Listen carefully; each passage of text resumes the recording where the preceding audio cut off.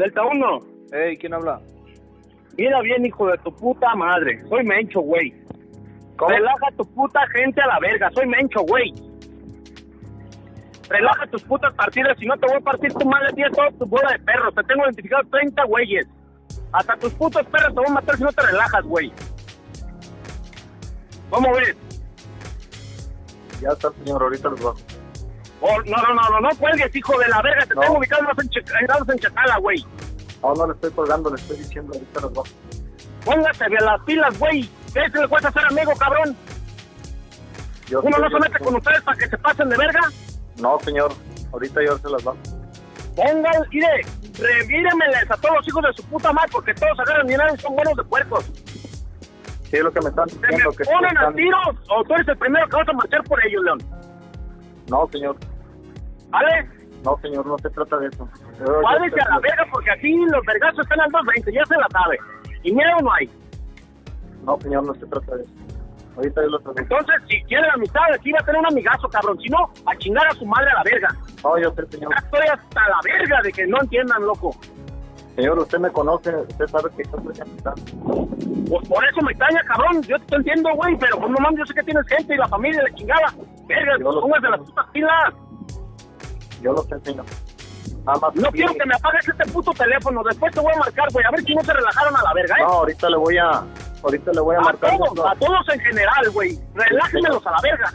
Por favor. Ahorita le voy a marcar de otro número a este número que me está marcando. No, este ya no le vuelvas a marcar. Yo le marco cuando yo pueda. Ándale, pues. Pero no me lo apague porque lo voy a entender como negatividad. No, señor. Ahorita le mando un mensaje de otro número. Órale, pues, Melón. Ahí les espero eso, que se relajen a la verga. Sí, señor. Usted me conoce. Usted sabe que hay respeto. Y nada más. Ya está, igualmente. De aquí para allá también. Ahí disculpe por las malas palabras. Aquí los muchachos son los que están allá y usted yo se los saludo. Ahora pues, ahí le encargo. Ándale, sí. Ahí relájenmelos a todos, dígale que va de parte mía. Claro que sí, señor. Ya está. Ándale.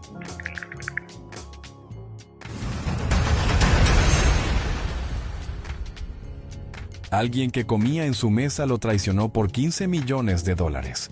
Alguien en quien confiaba lo suficiente como para dejarle saber dónde dormiría esa noche. Alguien que había jurado lealtad al cártel más violento de México y que sabía perfectamente qué les pasa a los traidores. No solo mueren, sus familias completas son ejecutadas, sus cuerpos son descuartizados y exhibidos públicamente como advertencia a cualquiera considerando hacer lo mismo. Y aún así, esa persona tomó un teléfono satelital encriptado proporcionado por la DEA, marcó el número que le habían dado y dijo las palabras que sentenciarían a muerte al hombre más buscado de México. Estará en Tapalpa mañana a las 11 de la mañana. 24 horas después, Nemesio Rubén Oseguera Cervantes, el Mencho, líder del cártel Jalisco Nueva Generación, yacía muerto en un helicóptero militar con balas en el pecho. Y en algún lugar del mundo, un traidor anónimo esperaba instrucciones sobre cómo cobrar la recompensa más grande, jamás pagada por la cabeza de un narcotraficante mexicano. Esta es la historia de esa traición, de por qué alguien arriesgaría literalmente todo para vender al criminal más peligroso de México, de quiénes son los sospechosos más probables que pudieron haber sido ese Judas moderno, y de cómo $15 millones pueden comprar absolutamente cualquier cosa, incluyendo la lealtad de personas que juraron morir antes que traicionar. Pero primero necesitamos entender algo fundamental. El Mencho no fue encontrado por trabajo brillante de inteligencia ni por suerte increíble de las Fuerzas Armadas mexicanas. Fue entregado, vendido, traicionado por alguien que conocía información que ningún operativo militar, por más sofisticado que fuera, habría podido descubrir sin ayuda desde dentro. La ubicación exacta donde estaría un día específico a una hora específica. Y sabemos esto porque la precisión del operativo en Tapalpa, el 22 de febrero de 2026, fue demasiado perfecta para ser coincidencia.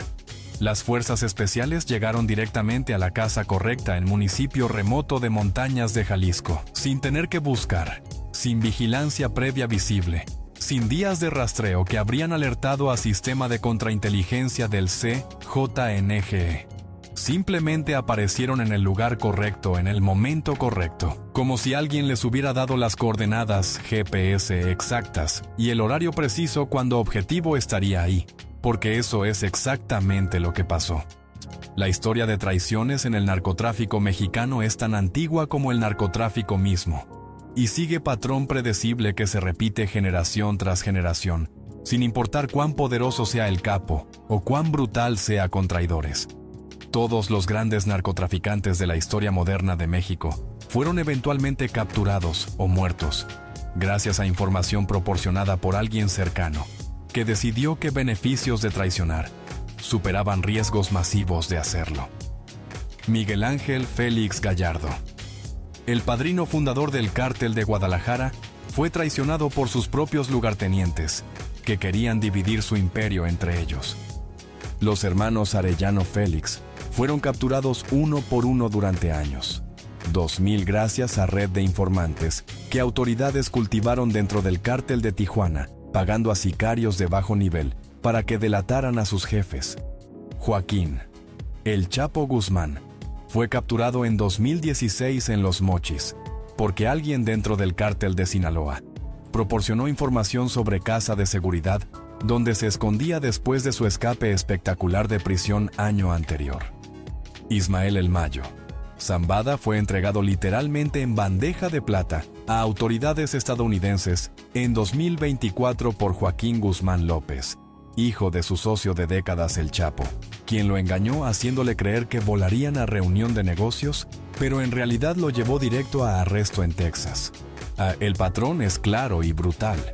En mundo del narcotráfico, donde no existen contratos legales ejecutables y donde toda relación está basada en mezcla inestable de confianza personal y miedo a represalias violentas, lealtad es siempre temporal y condicional, durando solo mientras balance de incentivos favorece cooperación sobre traición.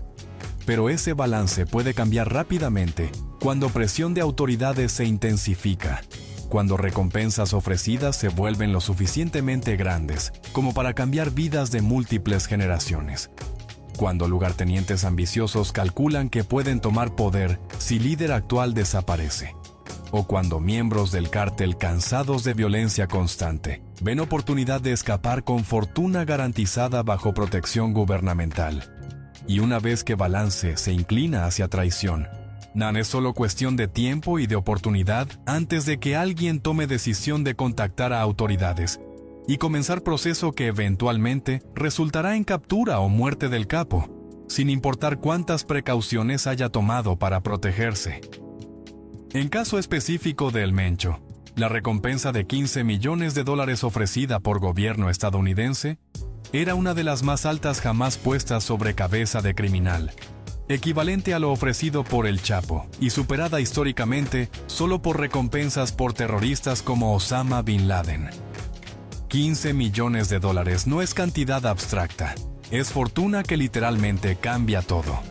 Genera ingreso pasivo de $500,000 anualmente si se invierte conservadoramente, compra propiedades en múltiples países para esconderse, paga mejores abogados del mundo si surgen problemas legales, soborna funcionarios corruptos en países donde gobierno estadounidense no puede alcanzar, y más importante, proporciona seguridad financiera permanente no solo para traidor, sino para sus hijos y nietos, eliminando completamente necesidad de trabajar jamás en vida. Para poner en perspectiva, sicario promedio del CJNG gana quizás $20 o $30,000 anuales, lugarteniente de nivel medio quizás $200,000, y solo líderes de más alto nivel ganan millones. Entonces, $15 millones representa literalmente más dinero del que la vasta mayoría de miembros del cártel verán en vidas enteras acumuladas, muriría siendo tentación casi irresistible para personas que tienen acceso a información valiosa sobre ubicación de El Mencho, y que calculan que pueden proporcionarla de manera que minimiza riesgo de ser descubiertos como fuente. Pero ¿quién específicamente traicionó a El Mencho? Es pregunta que probablemente nunca será respondida públicamente, porque tanto gobierno estadounidense como mexicano tienen política estricta de proteger identidades de informantes de alto valor. Revelar identidad de informante no solo pondría en peligro vida de esa persona específica, sino que también destruiría credibilidad de programas de recompensas futuros, porque potenciales informantes no cooperarían si supieran que sus identidades serían expuestas eventualmente. Entonces, identidad del traidor permanece clasificada, conocida solo por puñado de agentes de inteligencia que manejaron el caso y por funcionarios de más alto nivel en DEA y en gobierno mexicano que autorizaron el operativo. Pero aunque no sabemos con certeza quién fue el traidor, podemos analizar categorías de sospechosos más probables basándonos en quién tenía acceso a información necesaria, quién tenía motivaciones para traicionar y quién tenía capacidad de comunicarse con autoridades sin ser detectado por contrainteligencia del cártel. La primera categoría de sospechosos son guardaespaldas personales y personal de seguridad inmediato de El Mencho.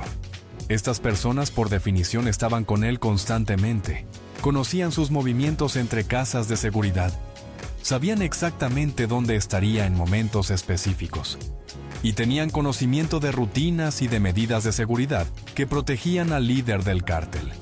Históricamente, guardaespaldas han sido fuente común de traiciones en narcotráfico, porque aunque son seleccionados por lealtad y pagados bien, también son testigos directos de violencia extrema que sus jefes ordenan creando resentimiento o disgusto moral.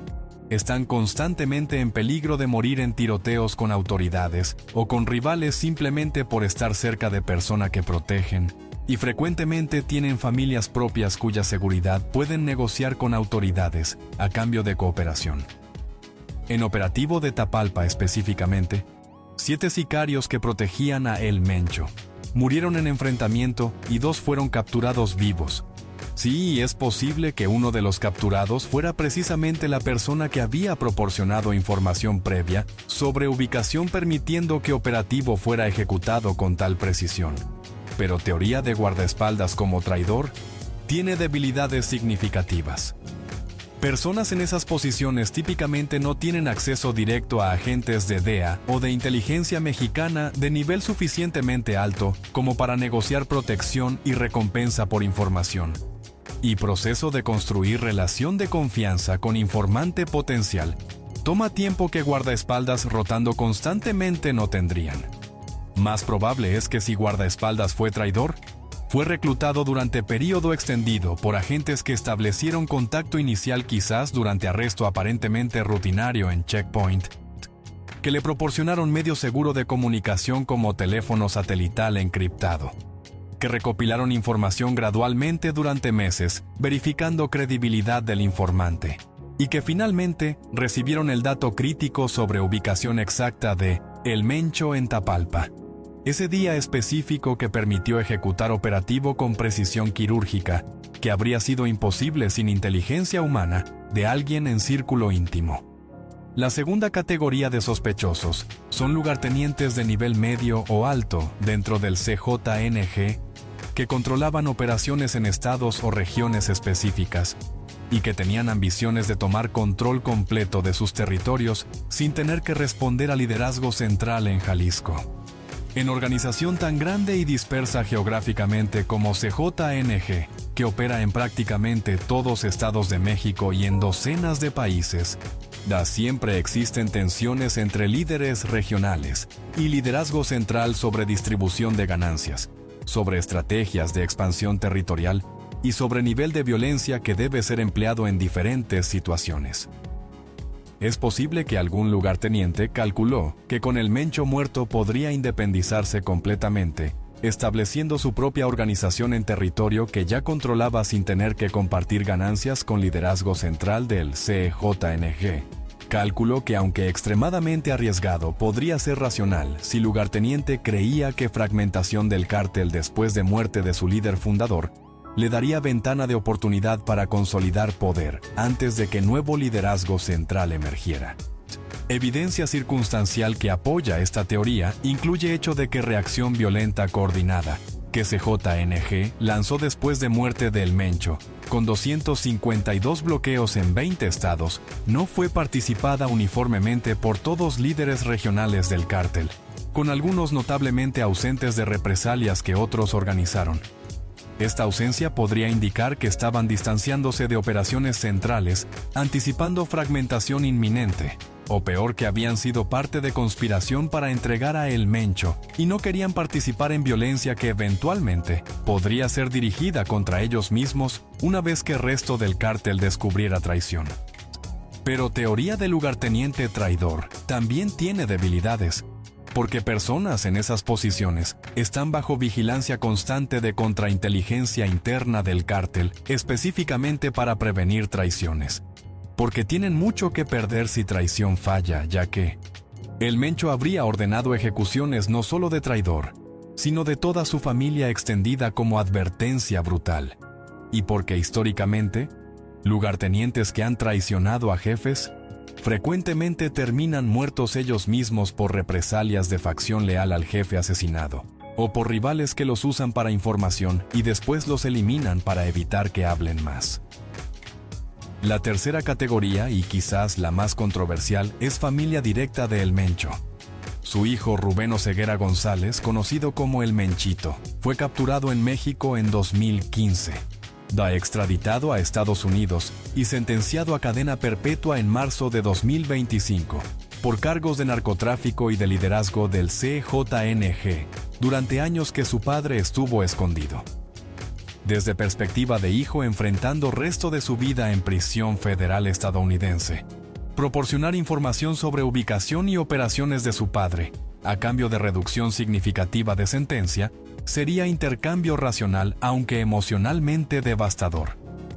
No hay evidencia pública de que El Menchito cooperó con autoridades, pero ausencia de evidencia no es evidencia de ausencia, especialmente en casos donde cooperación de testigos es mantenida estrictamente confidencial, para proteger tanto al testigo como a valor de inteligencia que proporciona. Rosalinda González Valencia, esposa de El Mencho, también merece consideración como sospechosa potencial. Fue arrestada en 2021 por autoridades mexicanas, acusada de ser operadora financiera del CJNG, lavando dinero a través de redes de empresas fantasma. Pero fue liberada en 2025 en circunstancias nunca completamente explicadas públicamente. Liberación tan rápida de cargos tan serios levanta preguntas sobre si negoció algún tipo de acuerdo con autoridades, posiblemente incluyendo cooperación limitada a cambio de libertad. Si Rosalinda proporcionó información sobre finanzas del cártel o sobre propiedades que El Mencho usaba, esa información, aunque valiosa, probablemente no habría sido suficiente por sí sola para localizarlo, a menos que también proporcionara datos más directos sobre sus movimientos o sobre personas en su círculo cercano que podían ser reclutadas como informantes. La cuarta categoría de sospechosos son infiltrados de cárteles rivales, especialmente del cártel de Sinaloa, que tenía motivación masiva para ver a El Mencho muerto, porque CJNG, bajo su liderazgo, había desplazado a Sinaloa como organización más poderosa de México, tomando control de múltiples plazas que previamente eran de Sinaloa, y matando a cientos o miles de miembros de Sinaloa en guerras territoriales que duraron años. Colocar topo dentro de organización rival es táctica que cárteles mexicanos han usado exitosamente en pasado. Más notablemente cuando Sinaloa infiltró Cártel de Juárez durante Guerra Brutal en años 2000, resultando en capturas de múltiples líderes de Juárez que fueron entregados por infiltrados. Proceso de infiltración requiere años de construcción de confianza, donde Topo se gana lealtad de objetivo trabajando aparentemente de manera leal, mientras secretamente reporta a su cártel real, hasta momento cuando oportunidad se presenta para entregar información crítica que elimina al líder rival, creando caos que beneficia al cártel del infiltrado. Después de muerte de El Mencho, Cártel de Sinaloa inmediatamente comenzó intentos de expandirse a territorios de CJNG en Jalisco y estados vecinos, movimiento que habría sido coordinado con anticipación, sugiriendo que Sinaloa sabía que El Mencho iba a caer y estaba preparándose para capitalizar en fragmentación que su muerte causaría. Pero teoría de infiltración por rival También tiene debilidades porque colocar topo suficientemente alto en organización como para tener acceso a información sobre ubicación del líder máximo requiere años de inversión y riesgo masivo, donde un solo error resultaría en ejecución brutal del infiltrado y de toda su familia. Y porque infiltrados frecuentemente sufren crisis de lealtad, donde comienzan a identificarse más con organización infiltrada que con organización que los envió originalmente, fenómeno conocido como ir nativo, que complica misiones de infiltración de largo plazo. La quinta y probablemente más probable categoría de sospechosos es informante reclutado específicamente por inteligencia estadounidense o mexicana a través de proceso sofisticado que agencias como DEA han perfeccionado durante décadas. El proceso típico comienza con identificación de persona que tiene acceso a información valiosa, pero que también tiene vulnerabilidades que pueden ser explotadas. Problemas financieros que $15 millones resolverían permanentemente. Miedo de ser arrestado por crímenes previos que inmunidad eliminaría. Preocupación por seguridad de familia, que protección de testigos garantizaría. O simplemente fatiga de vivir en mundo de violencia constante, donde oportunidad de escapar con fortuna y nueva identidad es tentación irresistible. Una vez identificado candidato potencial, aproximación inicial es hecha con extremo cuidado para no alertar a contrainteligencia del cártel, frecuentemente durante arresto aparentemente rutinario, donde persona es separada de otros detenidos y es ofrecida oportunidad de hablar privadamente con agente, que explica opciones disponibles. Si persona acepta considerar cooperación, proceso de construcción de relación puede tomar meses o años, donde agente maneja informante, proporcionándole teléfono satelital encriptado u otro método seguro de comunicación, reuniéndose periódicamente en ubicaciones secretas, recopilando información gradualmente, mientras constantemente evalúa si informante está siendo sincero o si está jugando doble juego. Durante este periodo, OTA informante proporciona datos incrementales sobre operaciones del cártel que agentes verifican contra inteligencia de otras fuentes para construir confianza en credibilidad del informante.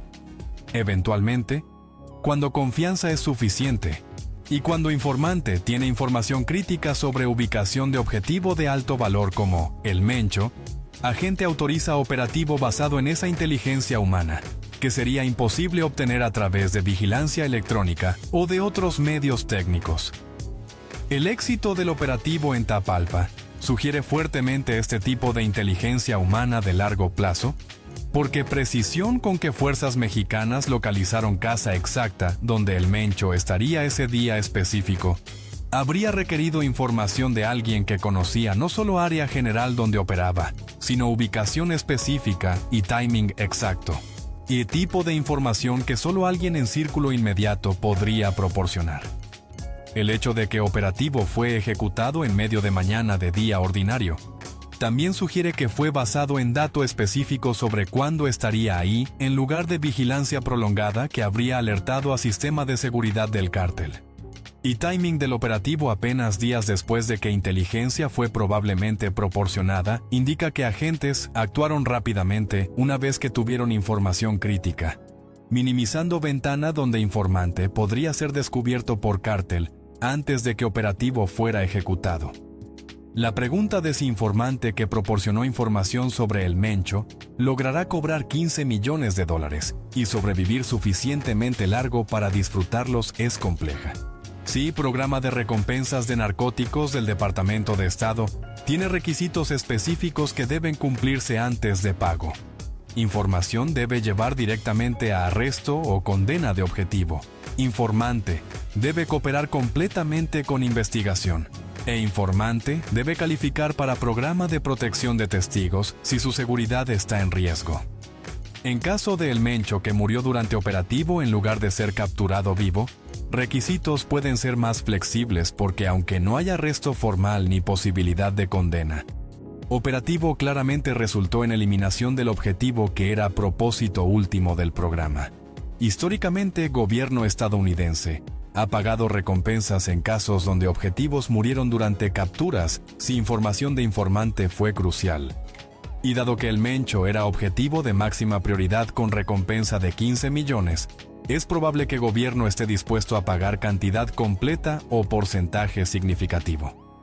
Pero cobrar 15 millones y sobrevivir para disfrutarlos es desafío completamente diferente, porque CJNG tiene recursos masivos para rastrear traidores y ejecutar venganza incluso años después de traición.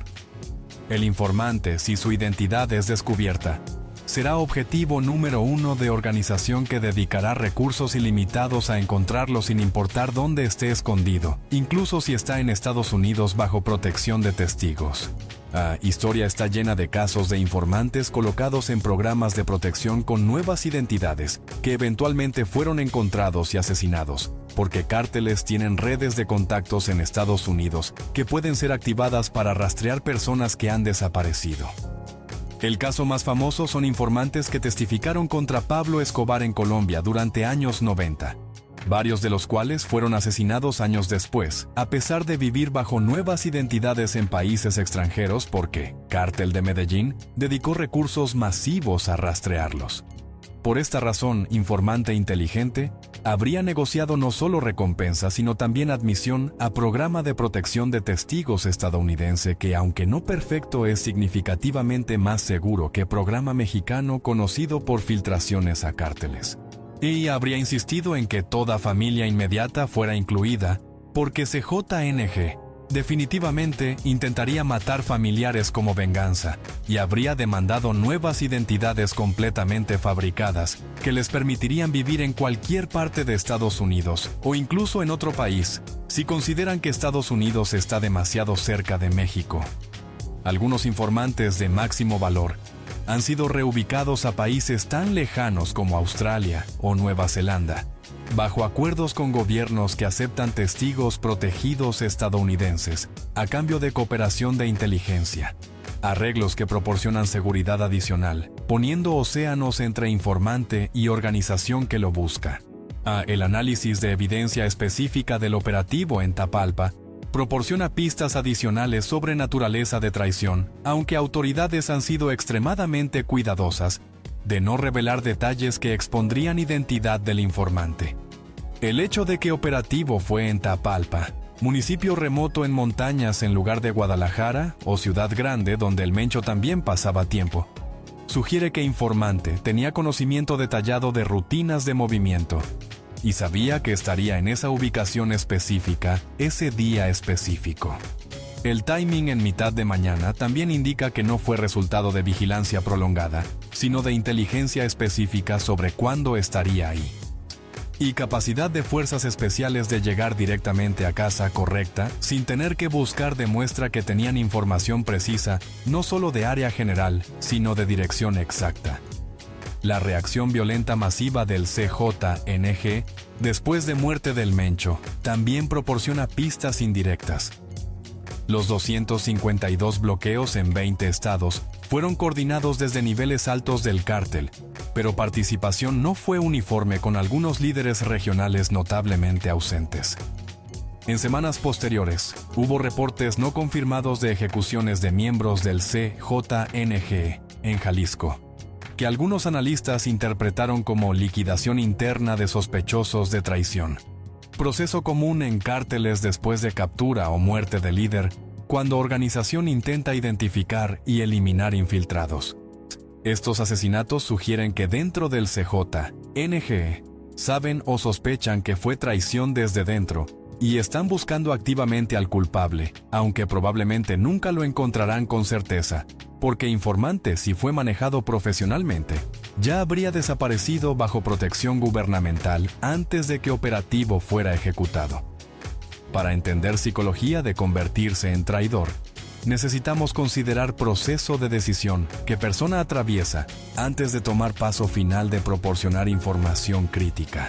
No es decisión súbita, sino gradual, donde persona primero comienza a racionalizar idea, quizás pensando que está justificada por injusticia que sufrió, o por peligro en que jefe lo ha puesto.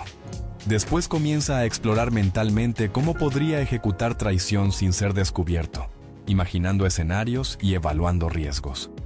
Después toma pasos concretos como establecer contacto con autoridades, Y finalmente comete acto de proporcionar información que resultará en muerte de persona con quien trabajó durante años, momento acompañado por mix de emociones. Miedo de consecuencias, excitación de recompensa masiva y nueva vida, y posiblemente culpa sobre traición sin importar cuán criminal fuera el traicionado. El rol específico del dinero en este caso no puede ser subestimado. 15 millones de dólares transforma completamente ecuación de costo-beneficio, haciendo que incluso personas extremadamente leales consideren posibilidad que nunca habrían considerado con recompensa menor. Es suficiente no solo para que traidor viva cómodamente, sino para proporcionar seguridad financiera a múltiples generaciones. Para comprar protección adicional más allá de gubernamental, contratando guardaespaldas privados, y para sobornar funcionarios si necesita hacer tratos para garantizar seguridad donde gobierno no puede protegerlo efectivamente.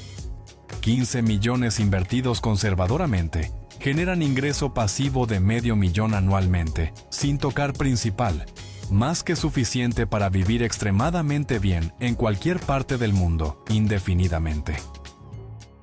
Casos históricos de traiciones en narcotráfico mexicano proporcionan paralelos instructivos.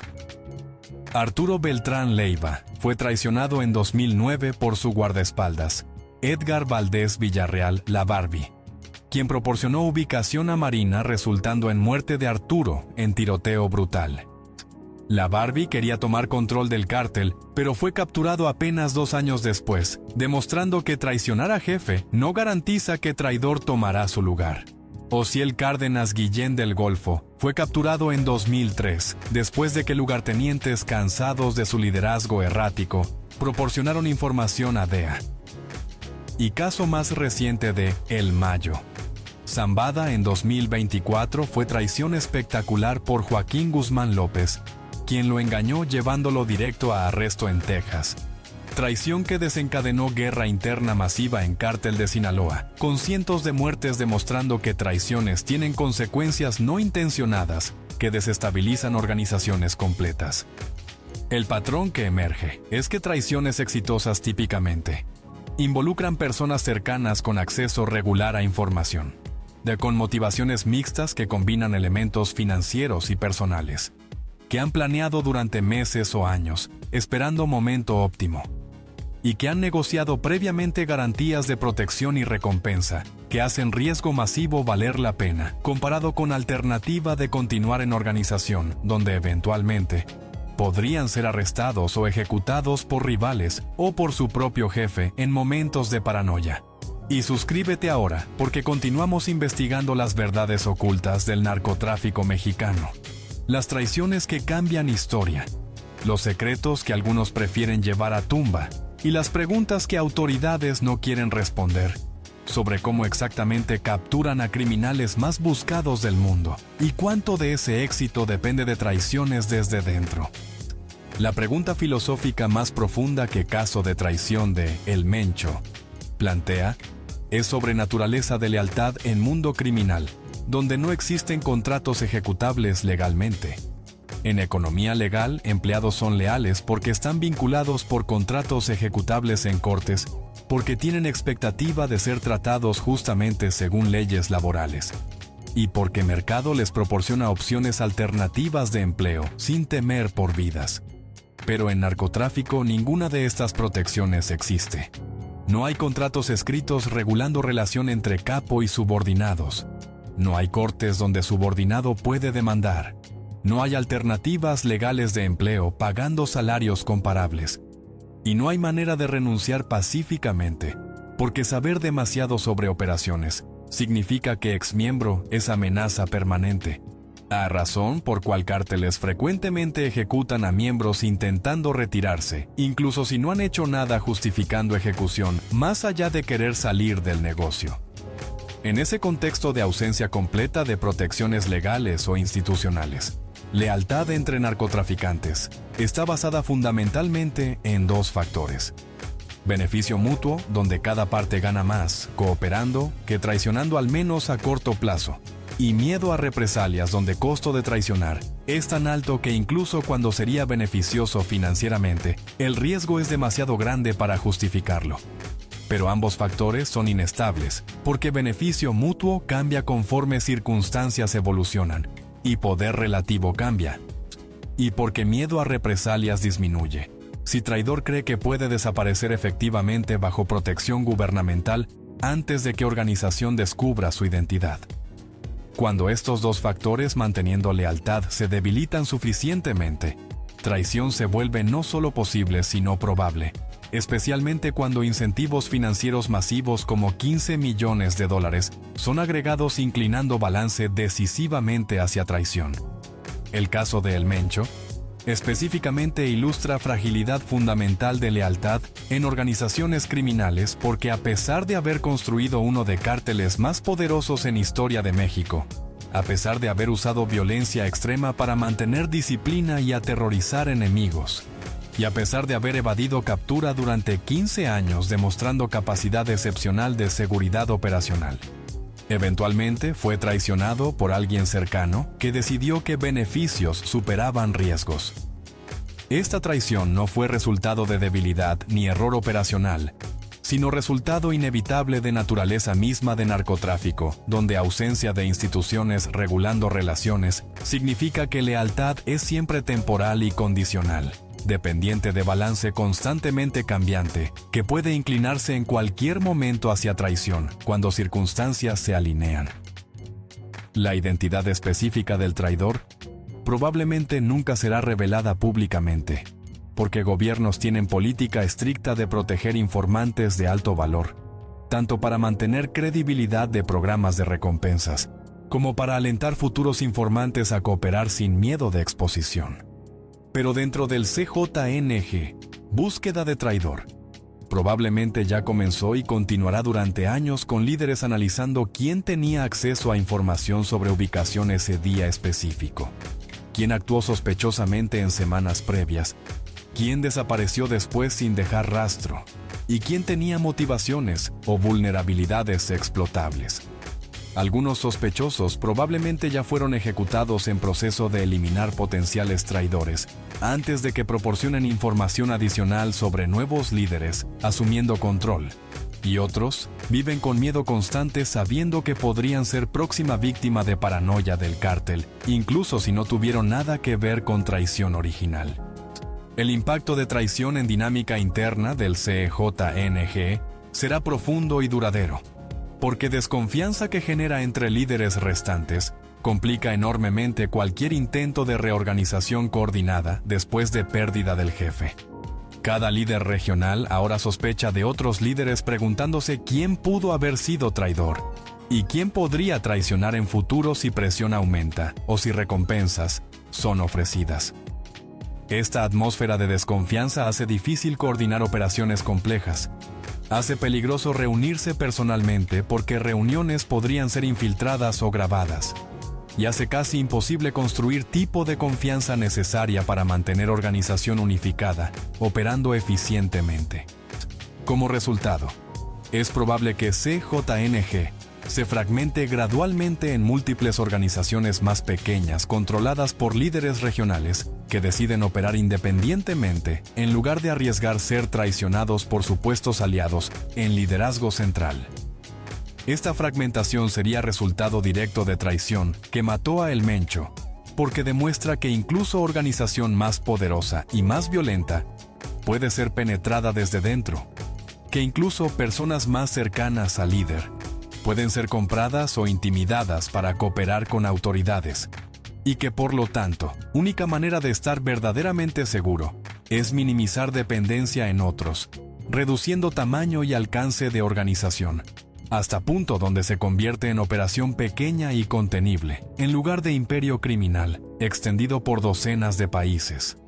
Pero esa reducción de escala también reduce poder y ganancias proporcionalmente, creando dilema fundamental donde cárteles grandes son más rentables pero también más vulnerables a infiltración y traición, mientras cárteles pequeños son más seguros pero también menos poderosos y menos capaces de competir con rivales más grandes.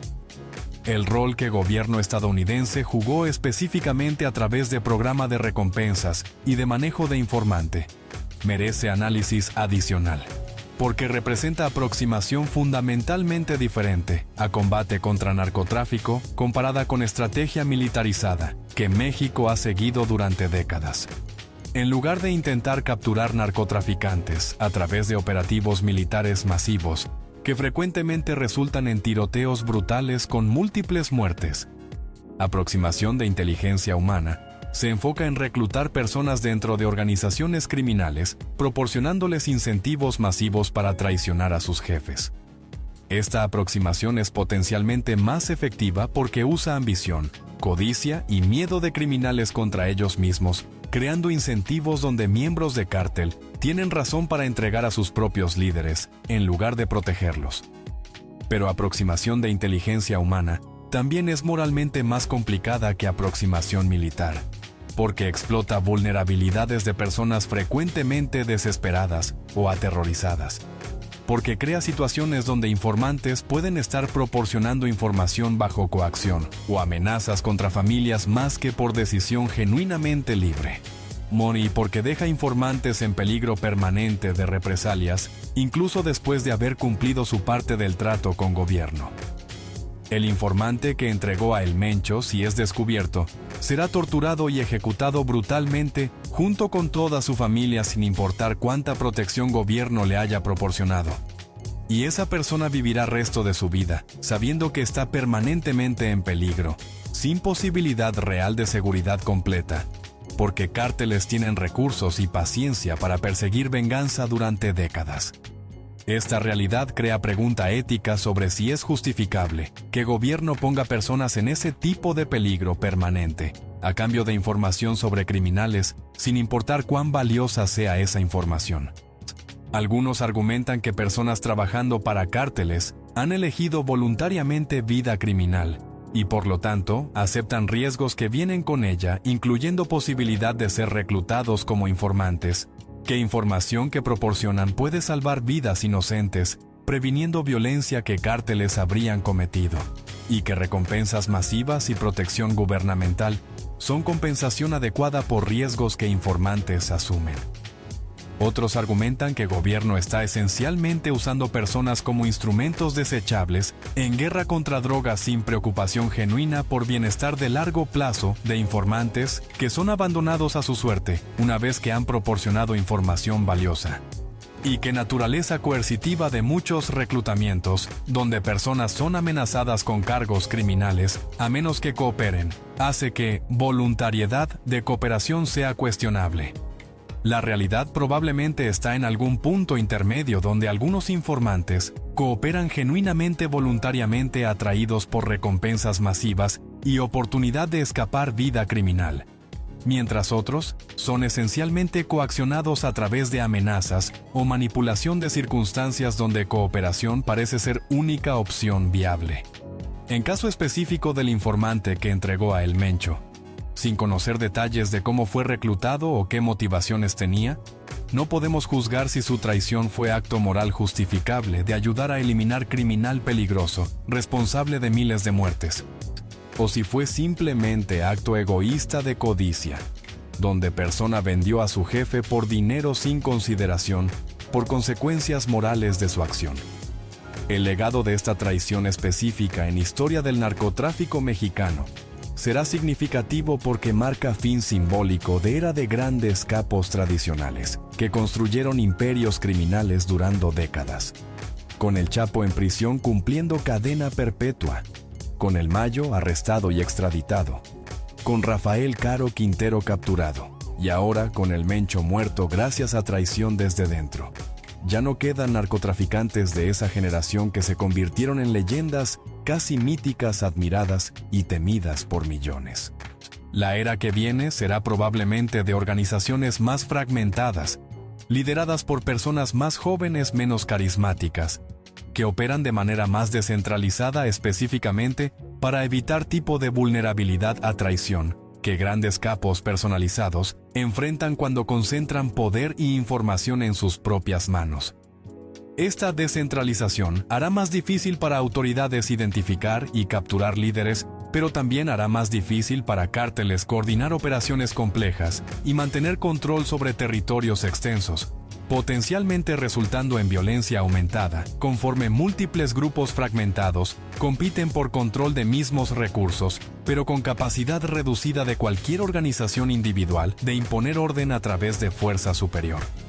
En ese sentido, traición que mató a El Mencho, aunque fue victoria táctica para gobierno, puede resultar en consecuencias estratégicas negativas si fragmentación resultante genera más violencia total que existía cuando cártel operaba bajo liderazgo unificado, manteniendo cierto orden incluso si era orden criminal. Y esa es tal vez lección más importante de muerte de El Mencho y de traición que la causó. Que en mundo del narcotráfico no hay lealtad permanente ni seguridad absoluta sin importar cuán poderoso seas, cuán violento seas con traidores o cuán cuidadoso seas con seguridad operacional.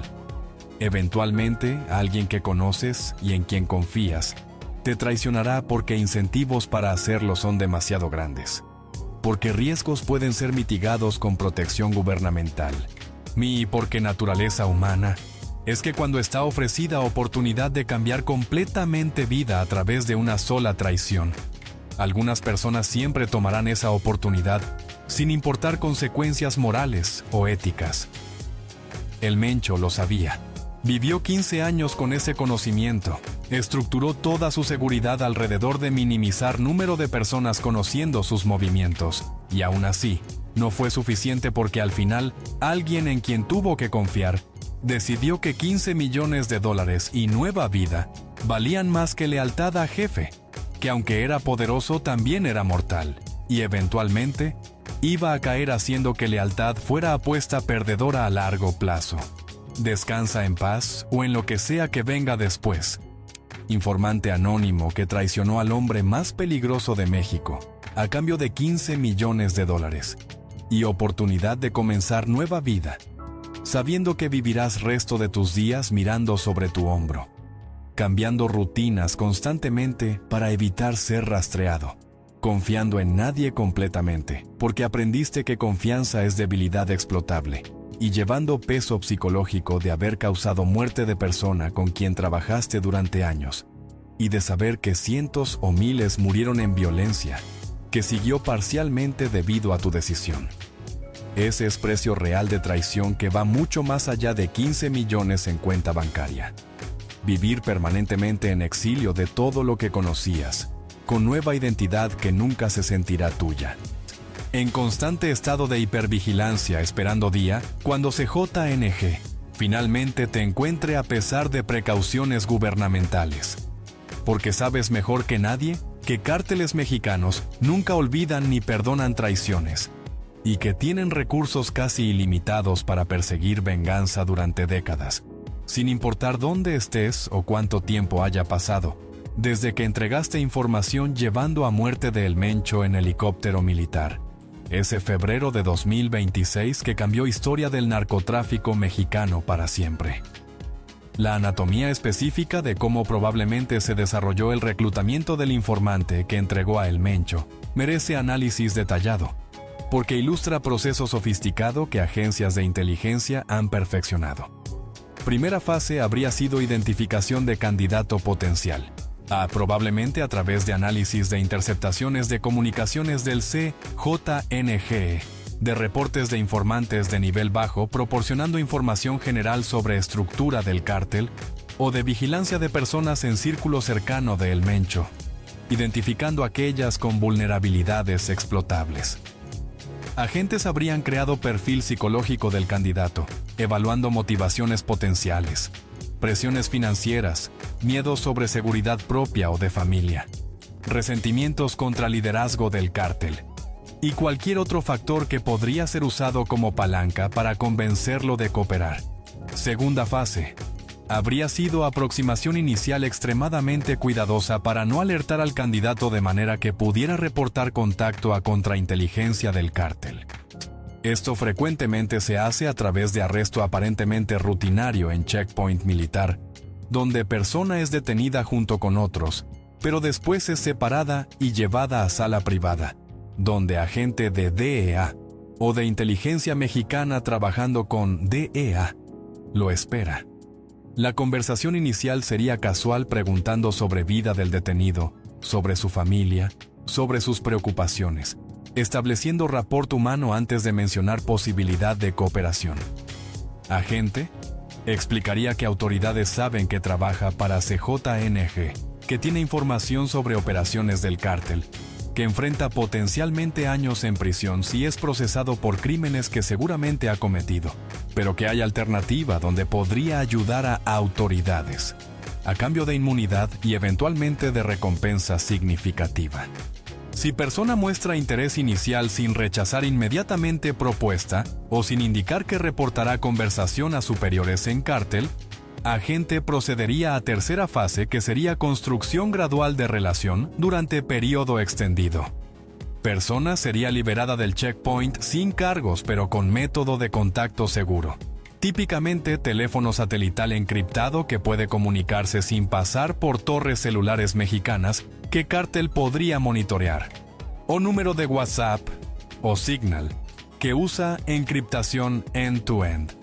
Durante semanas o meses siguientes, agente y informante potencial tendrían conversaciones periódicas, donde agente preguntaría información relativamente menor sobre operaciones del cártel como verificación de credibilidad del informante, proporcionando pequeños pagos como demostración de buena fe, y gradualmente construyendo confianza mientras simultáneamente acumulando evidencia de cooperación del informante que podría ser usada como palanca si informante intentara retractarse.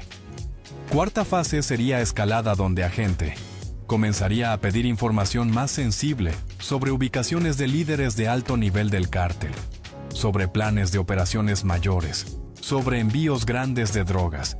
Información que, si es proporcionada, demuestra que informante está verdaderamente comprometido con cooperación y que está dispuesto a arriesgar todo proporcionando inteligencia que podría llevar a capturas o incautaciones mayores. Con cada pieza de información valiosa proporcionada que es verificada independientemente como precisa, agente aumentaría confianza en informante y aumentaría nivel de protección y de incentivos ofrecidos, eventualmente discutiendo específicamente recompensa de $15 millones disponible por información, llevando a captura de El Mencho y garantizando admisión a programa de protección de testigos para informante y toda su familia. Quinta y final fase sería cuando informante finalmente obtiene información crítica sobre ubicación exacta de El Mencho en momento específico y decide que es momento de proporcionar ese dato final, sabiendo que resultará en operativo que probablemente matará o capturará al líder del cártel. Esta decisión final requiere que informante supere cualquier lealtad residual o miedo residual que todavía siente, que se convenza de que puede sobrevivir a represalias que cártel inevitablemente intentará ejecutar, y que racionalice moralmente su traición de manera que pueda vivir con decisión resto de su vida. El mensaje final sería algo simple transmitido por teléfono encriptado: ubicación exacta, descripción de casa de seguridad, número aproximado de guardaespaldas presentes, horario cuando El Mencho estaría ahí. Y con esa información agente coordinaría inmediatamente con Comando Militar Mexicano para ejecutar operativo dentro de horas, antes de que El Mencho cambiara ubicación como hacía constantemente, o antes de que el sistema de seguridad del cártel detectara que algo estaba mal. El costo psicológico para informante de vivir con conocimiento de haber traicionado al líder de organización criminal más violenta de México será masivo y permanente. No importa cuánto dinero tenga en banco o cuánta protección gobierno le proporcione, informante vivirá el resto de su vida con 3 pesos psicológicos devastadores. Primero está miedo constante e irracional de que será encontrado y ejecutado, porque sabe mejor que nadie capacidad del CJNG para rastrear personas y para ejecutar venganza sin importar cuántos años pasen o cuántos océanos estén de por medio. Segundo está culpa sobre haber causado muerte no solo de El Mencho, sino de 7 sicarios que murieron protegiéndolo en operativo. Sobre violencia masiva que siguió a su muerte con cientos de personas afectadas por bloqueos y represalias, y sobre destrucción de familias de personas que fueron ejecutadas por cártel en búsqueda paranoica del traidor. Tercero, esta pérdida completa de identidad, porque vivir bajo protección de testigos con nombre falso en país donde no conoces a nadie significa abandono de todo lo que define quién eres. Tu familia extendida, tus amigos de toda vida, tu cultura, tu idioma en contextos sociales normales, tu historia personal, que no puedes compartir con nadie nuevo que conozcas por miedo de revelar identidad real.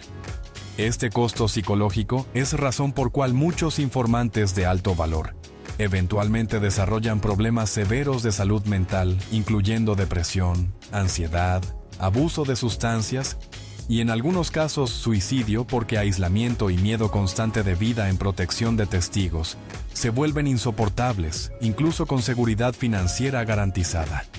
Gobierno estadounidense proporciona cierto nivel de apoyo psicológico a testigos protegidos, pero ese apoyo es limitado y frecuentemente inadecuado para magnitud de trauma que personas experimentan, especialmente cuando han traicionado a organizaciones tan violentas como CJNG, que tienen reputación bien merecida de torturar traidores durante días antes de matarlos de maneras diseñadas para maximizar sufrimiento como advertencia a otros.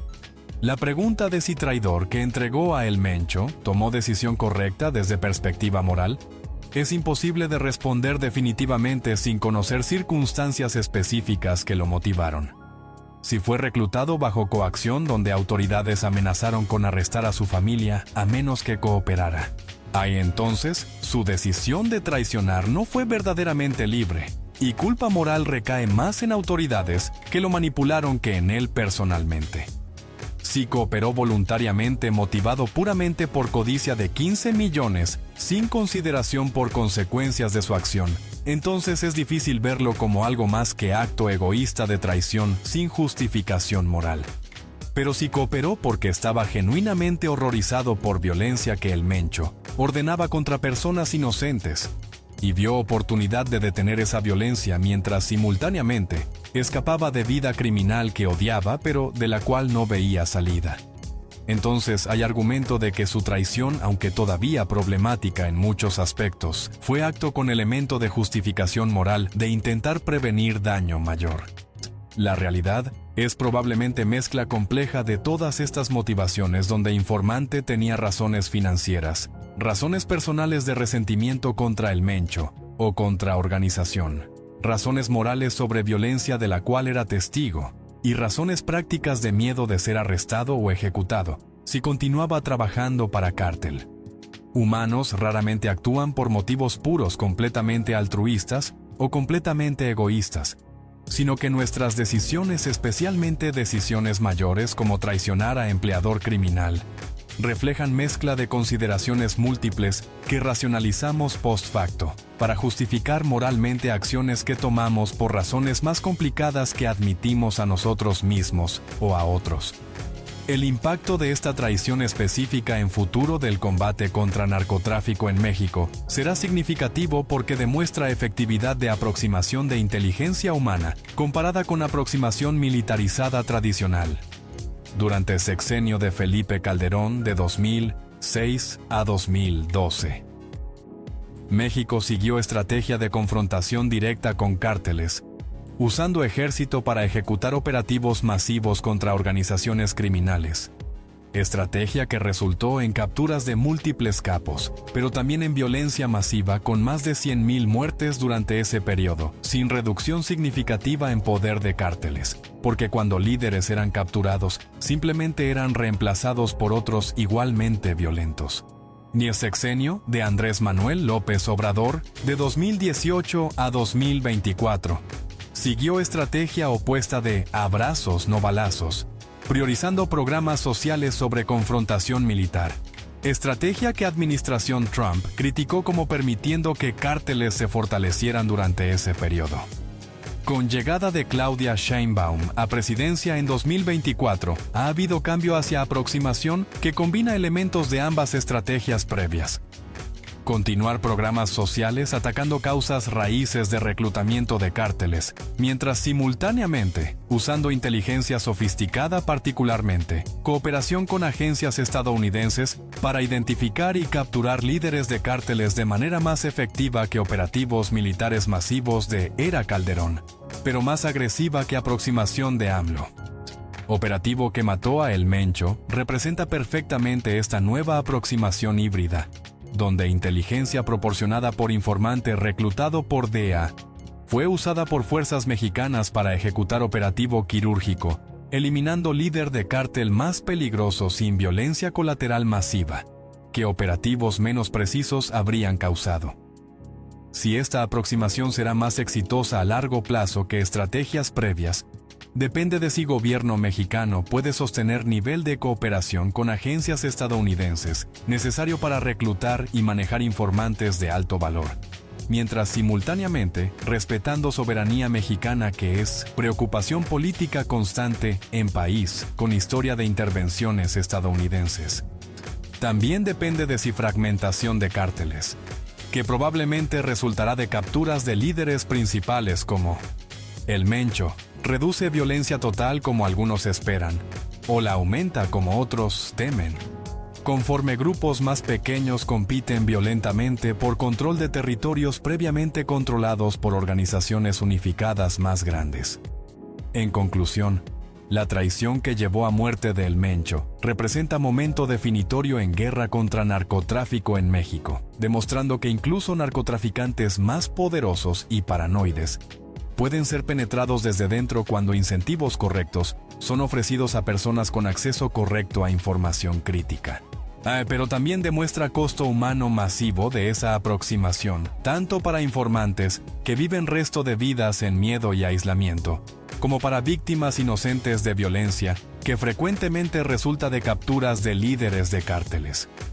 Y plantea preguntas fundamentales sobre naturaleza de lealtad, sobre moralidad de explotar vulnerabilidades de criminales para convertirlos en informantes, y sobre si gobierno tiene responsabilidad de proteger informantes que pone en peligro permanente, a cambio de información que, aunque valiosa, viene con costo que algunos argumentarían es demasiado alto para justificar beneficios proporcionados. Pero al final del día, la única certeza es esta: alguien que comía en mesa de El Mencho lo traicionó por $15 millones. Y esa persona vive hoy en algún lugar del mundo con fortuna que cambiará vida de su familia durante generaciones, pero también con conocimiento de que no